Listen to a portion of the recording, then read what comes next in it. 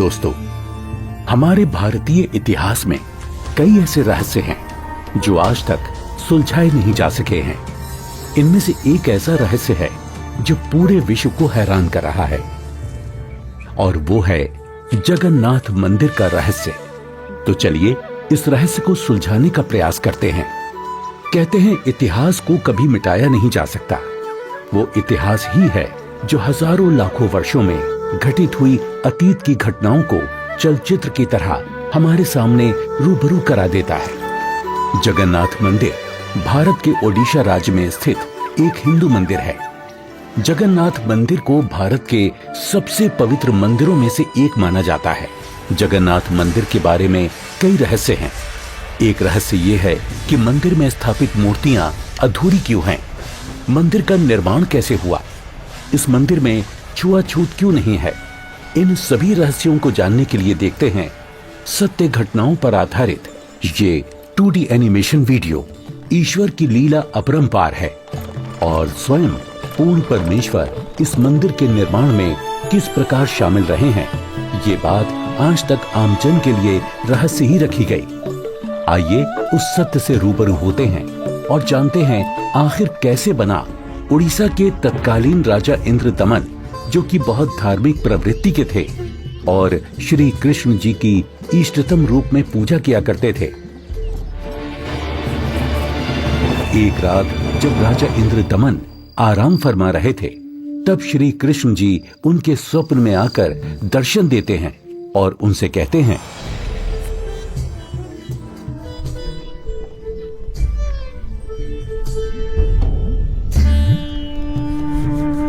इंद्रदमन, हे प्रभु, आप? हे इंद्रदमन, मेरी मृत्यु के उपरांत जिस संदूक में मेरी अस्थियां विसर्जित की गई थी, वो काष्ठ का संदूक पानी में बहता हुआ तेरे राज्य में पुरी में समुद्र किनारे आ लगा है। मैं चाहता हूं कि तुम मेरे आदेश से उस संदूक को उसी स्थान पर रखकर उसके ऊपर मंदिर यादगार रूप में बनवा दो, जिसका नाम जगन्नाथ होगा। और उस मंदिर में एक विप्र रख देना जो श्रद्धालुओं को पवित्र गीता के अनुसार ज्ञान प्रचार करेगा। याद रहे, इस मंदिर में ना तो कोई मूर्ति होनी चाहिए और ना ही कोई पाखंड। जैसा आपका आदेश महाराज। किंतु भगवान, कृपा करके मुझे वो स्थान दिखा दीजिए जहां मंदिर का निर्माण किया जाना है। ठीक है वत्स, मैं तुम्हें वहां ले चलता हूं।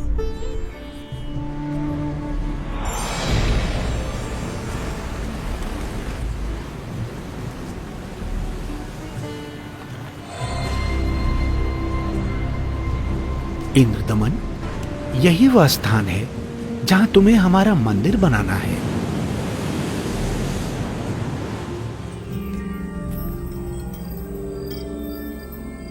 भोर होते ही राजा इंद्रदमन ये बात अपनी पत्नी को बताते हैं। फिर उसके बाद मेरी आंख खुल गई। स्वामी, इस शुभ कार्य में देरी कैसी? सर्व संपत्ति उन्हीं की दी हुई है, उन्हीं को अर्पित करने में क्या सोचना। राजा इंद्रदमन तुरंत अपने मंत्रियों की सभा बुलाते हैं और मंदिर बनाने के लिए राज्य के सबसे कुशल कारीगरों को इकट्ठा किया जाता है, जिसके बाद सभी पुरी नामक स्थान पर पहुंच जाते हैं जहां वो संदूक तैर रहा था। उसे निकलवाकर जमीन खोदकर संदूक दबा देते हैं।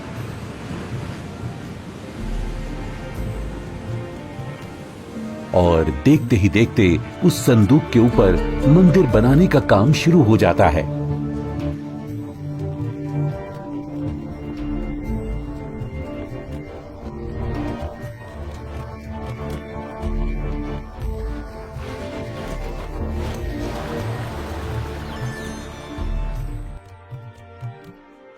महाराज की जय हो।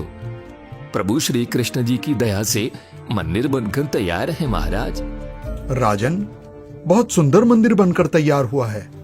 सब श्री कृष्ण जी की कृपा। पीछे हट जाओ, पीछे हट जाओ, सभी चलो। समुद्री तूफान आ रहा है, समुद्री लहरें इतनी ऊपर उठकर हमारी तरफ आ रही हैं। लहरें बहुत तेज हैं। भागो भागो, तूफान आ गया।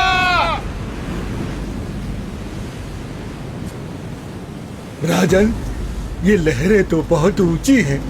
हमें अतिशीघ्र यहाँ से निकलना होगा।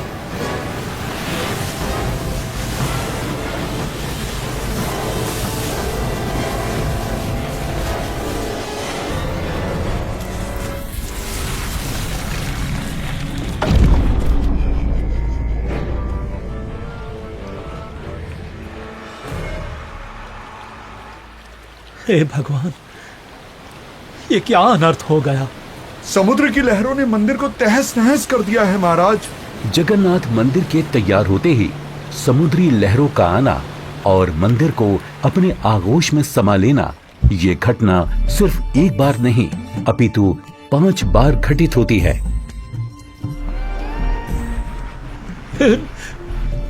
नहीं नहीं, ये नहीं हो सकता। अपने आप को संभालें राजन, हौसला रखें। न जाने समुद्र मुझसे कौन से जन्म का बदला ले रहा है। मैं क्या करूं, कुछ समझ नहीं आ रहा है। राजकोष भी खाली हो चुका है। अब और मंदिर बनवाने का मेरा सामर्थ्य ही नहीं बचा। हे भगवान, यह तुच्छ जीव आपके आदेश का पालन अब नहीं कर पाएगा। मुझे माफ कर देना भगवान, माफ कर देना। राजा के 100 यत्न करने के बावजूद मंदिर नहीं बन रहा था। तब काल ब्रह्म से हुए वचन के मुताबिक सर्व सृष्टि के रचनाहार, सभी आत्माओं के जनक, दुखहर्ता कबीर प्रभु अपने निज धाम सतलोक से आकर वहां प्रकट होते हैं और एक संत रूप में राजा के दरबार में पहुंच जाते हैं।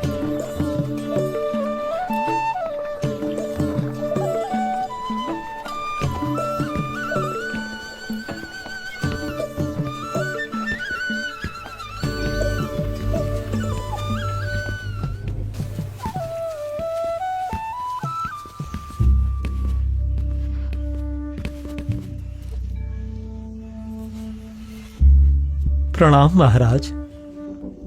प्रणाम। क्या बात है राजन, कैसे उदास बैठे हो?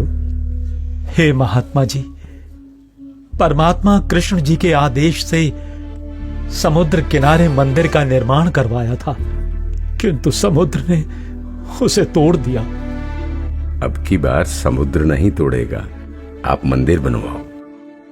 क्षमा करें महाराज, मंदिर 5 बार बनवाया है, परंतु 5 बार समुद्र ने उसे तोड़ दिया है। कोई बात नहीं इंद्रदमन, यदि मन बने तो मेरे पास आ जाना। मैं यहीं पास में पहाड़ी पर रहता हूं, वहीं पर मेरी कुटी है।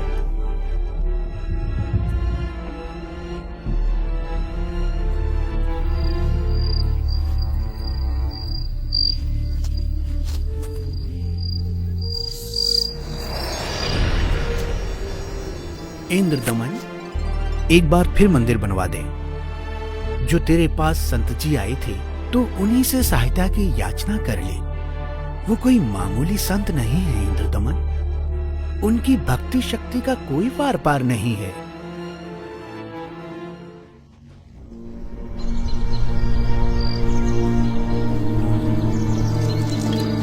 क्या हुआ महाराज? अभी अभी भगवान श्री कृष्ण जी ने दर्शन देकर मंदिर फिर से बनवाने को कहा है। अच्छा। और बताया है कि जो संत समुद्र को रोकने की बात कर रहे थे वो बहुत शक्ति युक्त हैं। मुझे उन्हीं के पास जाकर प्रार्थना करनी चाहिए। प्रभु कह रहे हैं तो आप मत चूको महाराज, प्रभु का मंदिर फिर बनवा दो। बनवाना तो मैं भी चाहता हूँ, किंतु अब तो राजकोष भी खाली हो चुका है। इस वक्त मैं धर्म संकट में फंस चुका हूँ।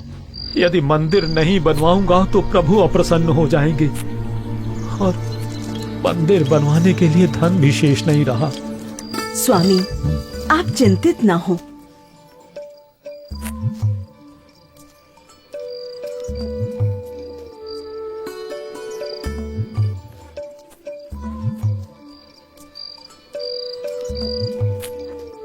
मेरे पास आभूषणों की कोई कमी नहीं है। किंतु रानी, आपके आभूषण। अभी उसकी चिंता आप ना करें राजन। आपका और मेरा दुख एक ही है, दो नहीं है।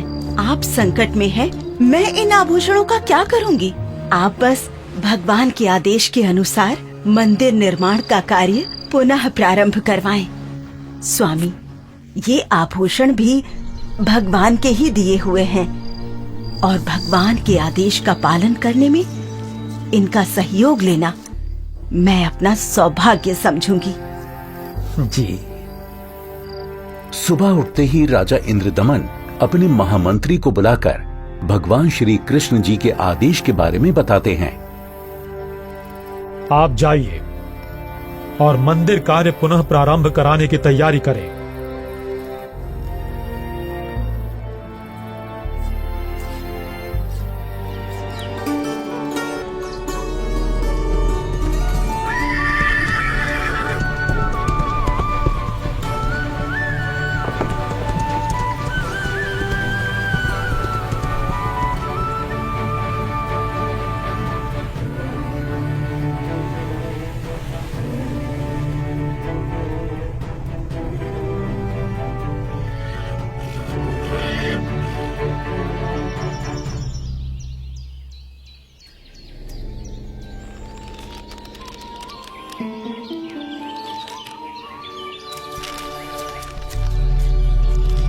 प्रणाम ऋषि जी। कहो इंद्रदमन, कैसे आना हुआ? हे महात्मा, मुझे माफ कर दो। मैंने आप पर विश्वास नहीं किया। स्वप्न में भगवान श्री कृष्ण जी ने बताया है कि आप समर्थ ऋषि हैं। मुझ दीन पर कृपा करो। राजन, जिस ओर से समुद्र हर बार आकर मंदिर को बहा ले जाता है, आप उस ओर एक छोटा सा चबूतरा बनवा दें, जिस पर बैठकर मैं परमात्मा की भक्ति करूंगा। जो आज्ञा महाराज। कुछ समय बाद मंदिर का निर्माण कार्य तकरीबन पूरा हो चुका था। एक दिन राजा स्वयं खड़े होकर निर्माण कार्य देख रहे होते हैं। तभी वहां गोरखनाथ जी आ जाते हैं। प्रणाम स्वीकार करें महात्मन। इंद्रदमन, आप भगवान का इतना सुंदर मंदिर बनवा रहे हैं, किंतु सुना है कि इस मंदिर में कोई मूर्ति नहीं लगा रहे। ऐसा क्यों? मुनिवर क्षमा करें। भगवान श्री कृष्ण ने स्वयं स्वप्न में आकर मुझे मूर्ति लगाने से मना किया है। राजन, सपना तो सपना ही होता है। आपको हमारे आदेश का पालन करना होगा। मंदिर में भगवान कृष्ण की मूर्ति की स्थापना की जाए। हे महात्मन, जैसा आपका आदेश। हाँ, और याद रहे, मूर्ति चंदन की लकड़ी से बनाई जाए। राजा ने अपने मंत्रियों को बुलाया और विचार विमर्श करने के बाद अन्य संतों से कहा कि राजन, अकेले भगवान का मन कैसे लगेगा? मंदिर में भगवान श्री कृष्ण जी के साथ साथ बलराम और सुभद्रा की मूर्ति भी स्थापित की जाए। राजा ने मूर्ति बनाने के लिए एक कुशल कारीगर ढूंढने की बात कही। मंत्रियों ने 3 कुशल कारीगरों को बुलाकर मूर्तियां बनवाना शुरू कर दिया। अब एक तरफ मंदिर तो दूसरी तरफ मूर्तियां बनाने का काम चल रहा होता है, किंतु कुछ समय बाद पता चलता है कि जिस तरह मंदिर बार बार टूट रहा था, अब इस प्रकार मूर्तियों के भी अपने आप टुकड़े टुकड़े होने लगते हैं। और ऐसा 3 बार होता है, जिसे देख राजा इंद्रदमन बहुत चिंतित हो जाते हैं, किंतु भगवान से भक्त का दुख देखा नहीं जाता। इसलिए एक दिन जब राजा अपने दरबार में बैठे होते हैं और पूरा दरबार बिल्कुल शांत होता है, सबके सब इसी चिंता में होते हैं कि करें तो क्या करें। तभी वहां पूर्ण परमात्मा कबीर देव, एक वृद्ध कारीगर यानी शिल्पकार का रूप धारण करके प्रकट हो जाते हैं।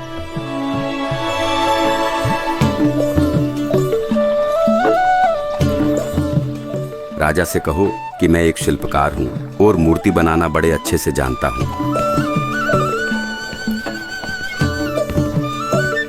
महाराज की जय हो। महाराज, बाहर एक वृद्ध व्यक्ति आया है और अपने आप को मूर्तिकार बता रहा है। आपसे मिलना चाहता है महाराज। अवश्य, उनको अवश्य आने दिया जाए। जो आदेश महाराज।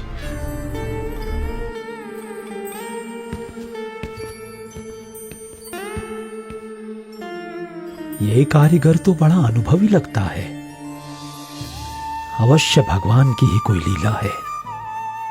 हे राजन, मैंने सुना है कि प्रभु के मंदिर के लिए मूर्तियां पूर्ण रूप से बन नहीं पा रही हैं। जी, आपने बिल्कुल सही सुना है। मैं 80 वर्ष का वृद्ध हो चुका हूँ और मुझे 60 वर्ष का अनुभव है राजन। चंदन की लकड़ी की मूर्ति प्रत्येक कारीगर नहीं बना सकता। यदि आपकी आज्ञा हो तो सेवक उपस्थित है। हे कारीगर, आप मेरे लिए भगवान ही हैं, जो कारीगर बनकर आए लगते हो। कृपया आप शीघ्र, अति शीघ्र ही मूर्तियां बना दो।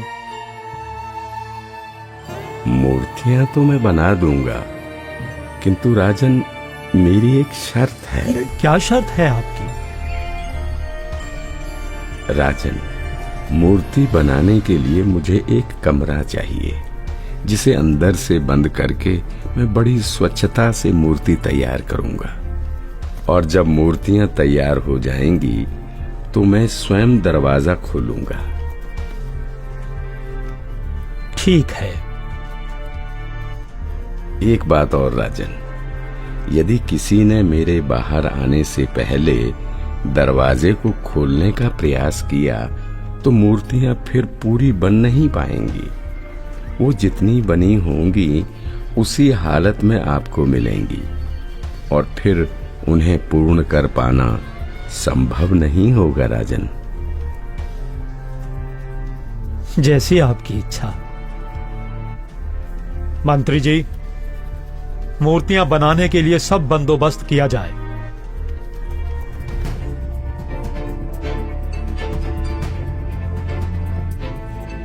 प्रणाम महात्मा जी।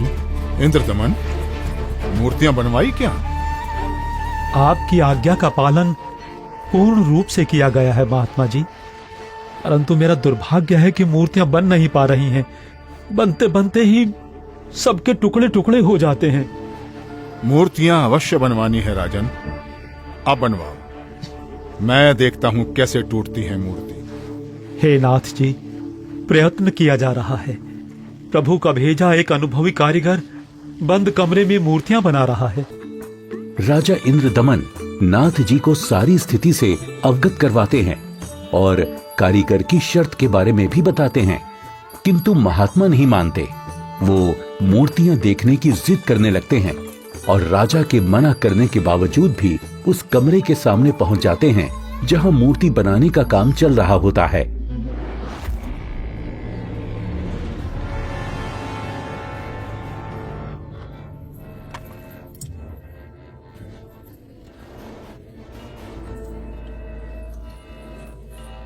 कारीगर, दरवाजा खोलो। दरवाजा खोलो कारीगर। मैं कहता हूं दरवाजा खोलो कारीगर, हमें मूर्तियां देखनी है। राजन, आप बता रहे हो 80 वर्षीय वृद्ध हैं और 12 दिन से खाना पीना भी नहीं किया है। अब आवाज भी बंद है, कहीं कारीगर मर न गया हो। आप दरवाजे को तोड़वा दीजिए। राजा न चाहते हुए भी नाथ जी के कहने पर दरवाजे को सैनिकों से तुड़वा देते हैं।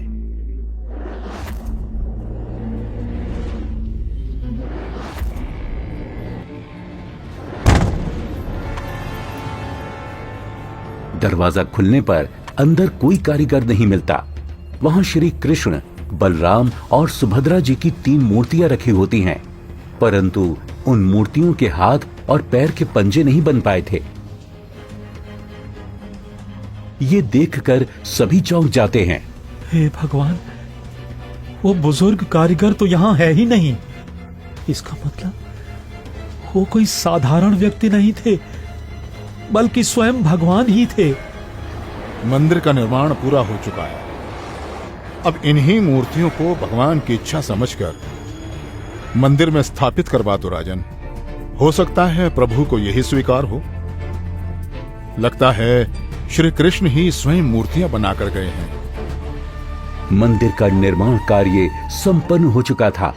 अब बारी थी तो मूर्तियों में प्राण प्रतिष्ठा की, जिसके लिए राजा, रानी, मंत्री, महामंत्री और काफी संख्या में पंडित ब्राह्मण मंदिर के सामने पहुंच जाते हैं।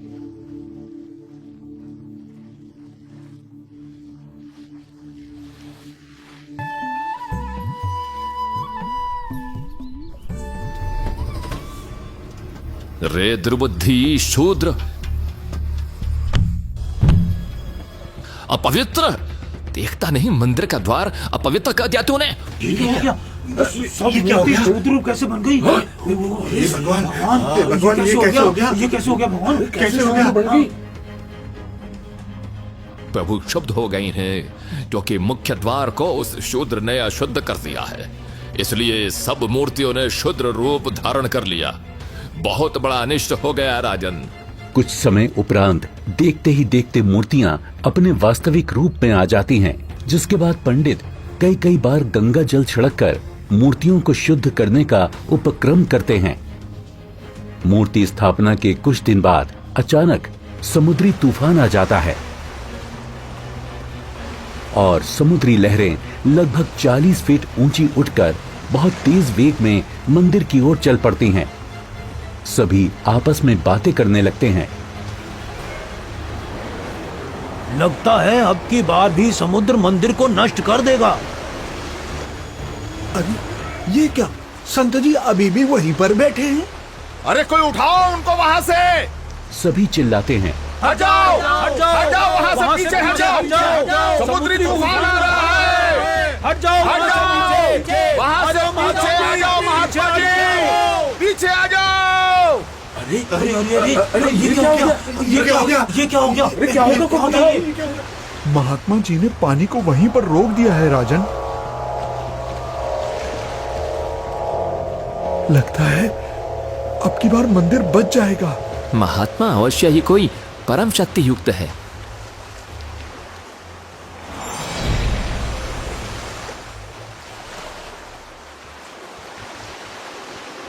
हे भगवान, मुझे रास्ता देने की कृपा करें। मैं मंदिर तोड़ने जाऊंगा। वत्स, ये मंदिर नहीं है। यहाँ पाखंड पूजा नहीं होगी, बल्कि गीता का ज्ञान सुनाया जाएगा। ये तो आश्रम है। आप जैसे बलवान को शोभा नहीं देता कि इसको विध्वंस करें। लेकिन मैं इसे अवश्य तोड़ूंगा, चाहे कुछ भी हो। अगर ऐसा है तो जाइए समुद्रदेव, तोड़िए।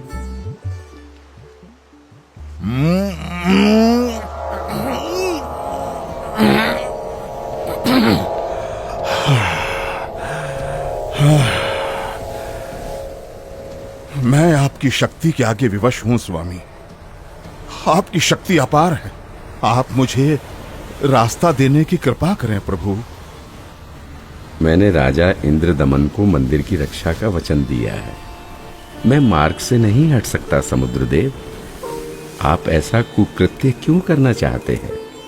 जब ये कृष्ण त्रेता में श्री राम बनकर आए थे, तब इन्होंने लंका जाने के लिए मुझे अग्नि बाण दिखाए और मुझे भला बुरा कहकर अपमानित कर रास्ता मांगा था। लक्ष्मण, मेरा अग्नि बाण दो। लातों के भूत बातों से नहीं मानते। मैं ये मंदिर तोड़कर उसका प्रतिशोध लेना चाहता हूँ। समुद्रदेव, प्रतिशोध तो आप पहले ही ले चुके हो। आपने तो समस्त द्वारिका पहले ही डुबो दी है। जी नहीं, अभी वो पूर्ण रूप से नहीं डूबी। कोई प्रबल शक्ति युक्त संत आने के कारण मेरा वो कार्य भी अधूरा रह गया और वो आधी ही डूब सकी, क्योंकि मुझे वहां पर किसी ने मानो बांध दिया है। वत्स, वहां भी मैं ही पहुंचा था और मैंने ही वो अवशेष बचाया था। अब जा, शेष बची द्वारका को भी डुबो ले, परंतु उस यादगार को छोड़ देना जहां श्री कृष्ण के शरीर का अंतिम संस्कार किया गया था। अन्यथा आने वाले समय में ये भ्रम पैदा होगा कि श्री कृष्ण की मृत्यु ही नहीं हुई। समुद्र, ध्यान देकर सुन। यदि फिर इधर मंदिर तोड़ने आया तो बात ठीक नहीं रहेगी। कबीर परमेश्वर के आदेश से समुद्र लगभग 1.5 किलोमीटर पीछे हट जाता है, जिसे देखकर वहां खड़े राजा, मंत्री, सैनिक और जनता सभी खुशी मनाने लगते हैं और जय जयकार करने लगते हैं संत रूप में आए कबीर परमेश्वर की। महात्मा की जय, महात्मा की जय हो, जय हो, जय हो, जय हो, जय हो।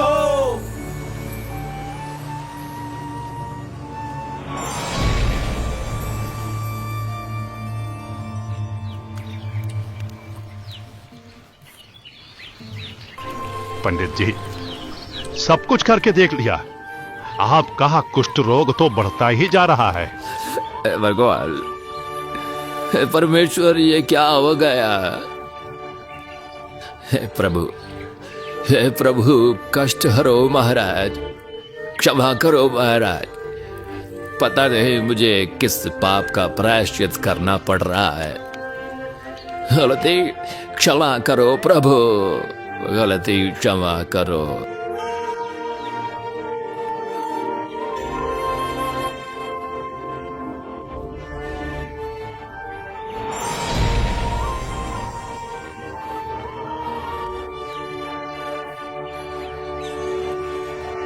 हे भक्त, तूने मुख्य द्वार पर खड़े एक संत को नीच जाति का समझकर धक्का दिया है। क्षमा करो महाराज, आगे से ऐसी भूल कभी नहीं होगी। आपका कष्ट निवारण मैं नहीं कर सकता, ये तो उन्हीं के पास जाकर क्षमा मांगने से और उनके पैर धोकर उस चरणामृत के पान से ही होगा।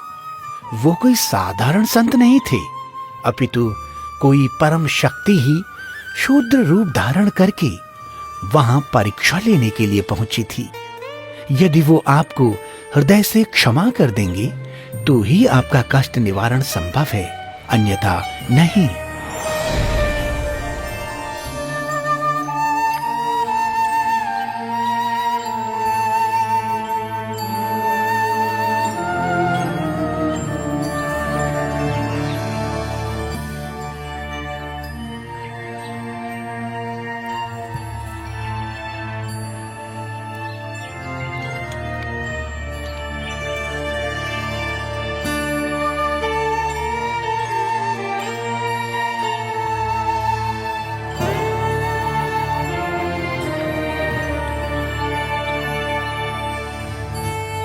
सुना है कि पंडित जी ने प्राण प्रतिष्ठा वाले दिन जिसको धक्के मारकर मंदिर से बाहर गिराया था, भगवान श्री कृष्ण ने दर्शन देकर उन्हीं से माफी मांगने को कहा है।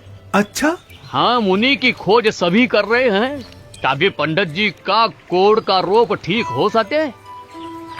आसपास के पूरे क्षेत्र में घूमने के बाद भी जब परमेश्वर का वो शूद्र रूप कहीं दिखाई नहीं दिया, तब वापस मंदिर जाते समय पंडित जी मन ही मन भगवान से प्रार्थना करते हैं, प्रभु, प्रभु,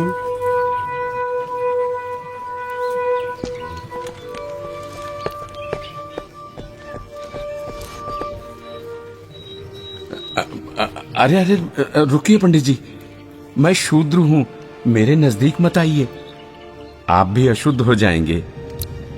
आप ऐसा न बोले, मैं बहुत शर्मिंदा हूं भगवान। परवरदिगार, मेरा दोष क्षमा कीजिए, मुझ पर दया कीजिए करुणानिधि। क्या बात है पंडित जी, आप क्यों विलाप कर रहे हैं? महाराज, उस दिन मुझसे बहुत बड़ी भूल हो गई, मुझे क्षमा कर दीजिए प्रभु। ये नीच प्राणी प्रायश्चित करना चाहता है, अपने चरणों का जल देने की कृपा करें जिससे मेरा कोढ़ ठीक हो सके प्रभु।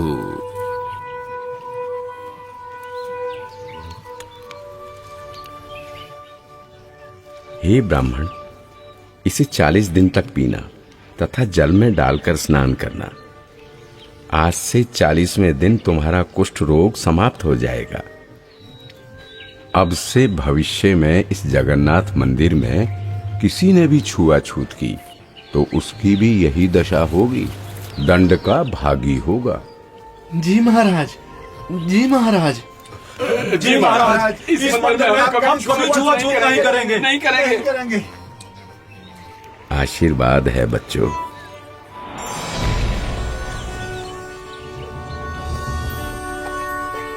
कहते हैं जगत का पेख ना पेख्या, धनी का नाम ना लेखिया। कोई कहता है कि मंदिर श्री कृष्ण जी ने बनवाया, तो कोई कहता है कि जगन्नाथ भगवान ने बनाया, लेकिन जो करने वाला था उसका कहीं नाम नहीं। खैर, वो परमात्मा अपने आप में ही पूर्ण है, वो किसी महिमा का मोहताज नहीं। तो आपने देखा कि किस प्रकार परमेश्वर कबीर देव जी ने संत रूप में प्रकट होकर समुद्र को रोककर जगन्नाथ मंदिर की स्थापना करवाई, कारीगर रूप में अवतरित होकर मूर्तियां बनाई और क्षुद्र रूप बनाकर मंदिर से छुआछूत जैसी बुराई को हमेशा हमेशा के लिए खत्म कर दिया। समर्थ का कार्य समर्थ ही कर सकता है। तो ये थी कहानी पुरी के जगन्नाथ मंदिर की, जिसे कबीर प्रभु ने बनवाया और हर वर्ग हर जाति के लोगों को समान अधिकार दिलवाया। जगन्नाथ मंदिर की सत्य कहानी का रहस्य संत रामपाल जी महाराज जी के मंगल प्रवचनों से लिया गया है। हम सभी संत रामपाल जी महाराज का कोटि कोटि धन्यवाद करते हैं, जिन्होंने हमारे शास्त्रों में छुपे गूढ़ रहस्यों को उजागर कर हमें सत्य से रूबरू कराया। आज वर्तमान में केवल संत रामपाल जी महाराज ही तत्वदर्शी संत हैं, जो भक्ति और भगवान के बारे में वास्तविक जानकारी दे रहे हैं। संपूर्ण आध्यात्मिक ज्ञान प्राप्त करने के लिए अवश्य सुने जगत गुरु तत्वदर्शी संत रामपाल जी महाराज के मंगल प्रवचन और अभी डाउनलोड करें संत रामपाल जी महाराज एप्लीकेशन।